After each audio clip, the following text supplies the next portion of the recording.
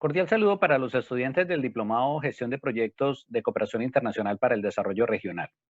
En esta ocasión, y después de haber realizado el anterior video en el cual se da algunas pautas para que ustedes construyan indicadores de su matriz de marco lógico, el paso subsiguiente es establecer las fuentes de financiación. Es la tercera columna de la matriz de marco lógico y en este video vamos a aprender cómo se elabora esta columna.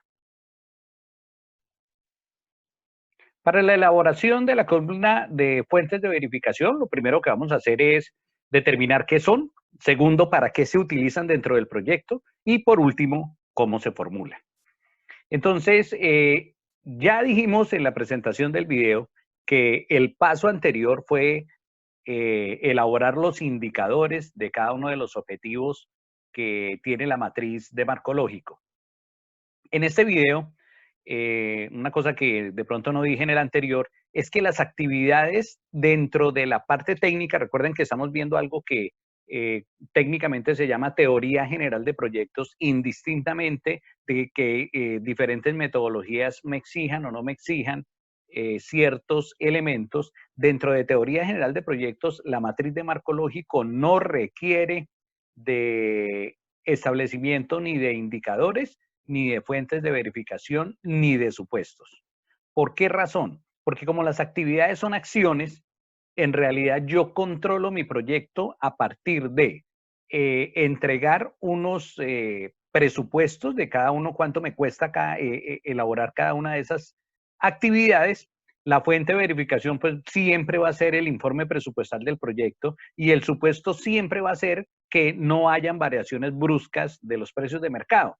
Entonces, por eso dentro de teoría general de proyectos no me exigen establecer ni indicadores para las actividades, ni fuentes de verificación ni supuestos. Pero hay algunas metodologías como la MGA, la metodología general ajustada del DNP, que sí los exige. Entonces, nos vamos a concentrar en este curso en los tres tipos de objetivos que hay. Ya en el video pasado enseñamos más o menos cómo se elaboran los indicadores. Ahora vamos a determinar las fuentes de verificación de nuestro proyecto. Recordemos que dentro de la matriz de marco lógico hay dos columnas o dos elementos que son herramientas de planificación. El resumen narrativo, que ya lo aprendimos a elaborar, viene del árbol de objetivos, y los supuestos que tienen que ver como con los riesgos del proyecto. En el siguiente video vamos a enseñar a hacer los supuestos, pero tanto los indicadores como las fuentes de verificación se convierten en herramientas de evaluación y de seguimiento de mi proyecto. Por eso es tan importante elaborar unos buenos indicadores y determinar muy bien cuáles son las fuentes de verificación.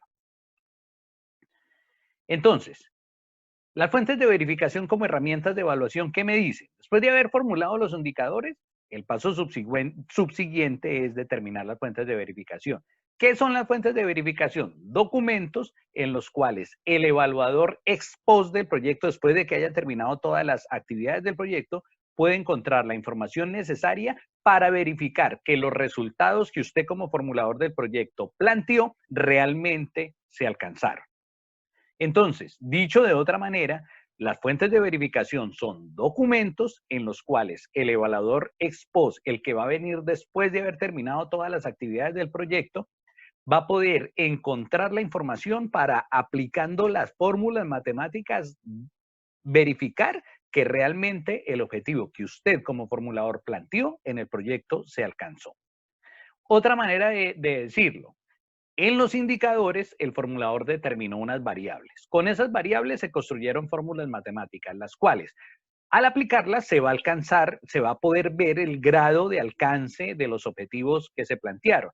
Las fuentes de verificación son esos documentos donde voy a encontrar la información para aplicar esas fórmulas matemáticas. ¿De dónde salen estas fuentes de verificación? Yo en lo personal recomiendo esto, vuelvo a decir y le repito, yo estoy construyendo estos videos y estoy construyendo los documentos que acompañan estos videos con base en mi experiencia como formulador de proyectos. Lo que yo hago es en el análisis de involucrado, determinar qué insumos me pueden entregar ellos que hagan parte de esos objetivos, de esos indicadores y de esas fuentes de verificación. Recordemos que en el enfoque de marco lógico, cuando estoy construyendo el árbol de problemas, tengo que hacerlo con los involucrados. Entonces yo les doy un rol dentro de el papel que van a cumplir dentro del proyecto. Digo, son cooperantes, son oponentes, son perjudicados o son beneficiarios.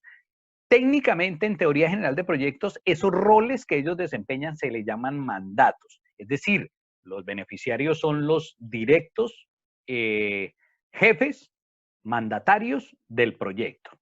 Entonces, recordemos que más o menos este es el cuadro de análisis de participantes que yo les envié en el PDF que acompaña el primer video, cómo elaborar un árbol de problemas. Entonces, lo que yo hago es que identifico el tipo de participante, identifico el mandato es decir, cómo va a participar dentro del proyecto, el rol que va a desempeñar y analizadas estas tres variables determino el tipo de información que me puede entregar ese participante del proyecto. Entonces, yo sencillamente cambio un poquitico el cuadro anterior, escribo tipo de participación, el rol y el tipo de información que puede aportar al proyecto. Por ejemplo, un oponente o un perjudicado puede establecer una acción de tutela, una acción de cumplimiento. Entonces yo la tengo en cuenta aquí en este documento y después es probable que esa información que él aporte se convierta en una fuente de verificación. Después de que hago ese análisis, ¿qué sigo? Entonces, primero definimos el tipo de información y los documentos que va a aportar el participante y lo siguiente que hago es de esos documentos que él me va a aportar, de esa información que él me va a aportar, la contrasto para saber cuáles son pertinentes con los indicadores y con los objetivos que escribí en mi matriz de marco lógico. Es importante establecer una cosa, los documentos que no sean de entidades oficiales, tanto a nivel público como a nivel privado, ¿por qué? Porque un documento oficial es un informe de la Cámara de Comercio, por decirlo de alguna manera. Un documento oficial es el informe de una EPS, así sea privada, pero son documentos oficiales. Los que no sean documentos oficiales, es necesario que usted como formulador diga que se deben construir dentro del proyecto, que hay que archivarlos con el proyecto y que hacen parte de toda la documentación del proyecto. Si alguno de ustedes es certificado en el PMI, recordará que es algo que nos recomienda el Project Management Institute en el sentido de guardar absolutamente todos los documentos que se generan en el proyecto por dos razones. Primera, porque se van a convertir en activos de posteriores proyectos. Y segunda, porque a veces cuando las entidades no son oficiales, los documentos tienden a desaparecer. A mí me sucedió. Hicimos unas reuniones, hicimos un proyecto de fortalecimiento de las juntas de acción comunal.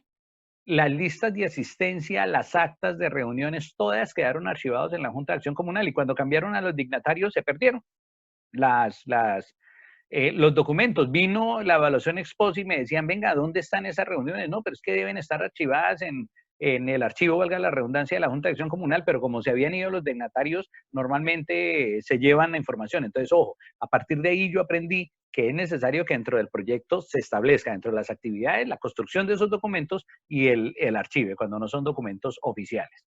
Entonces, una vez definida esta salvedad, ¿qué tipos de fuentes de verificación se pueden establecer? Primero, documentos oficiales de cualquier índole donde yo determine, por ejemplo, en salud.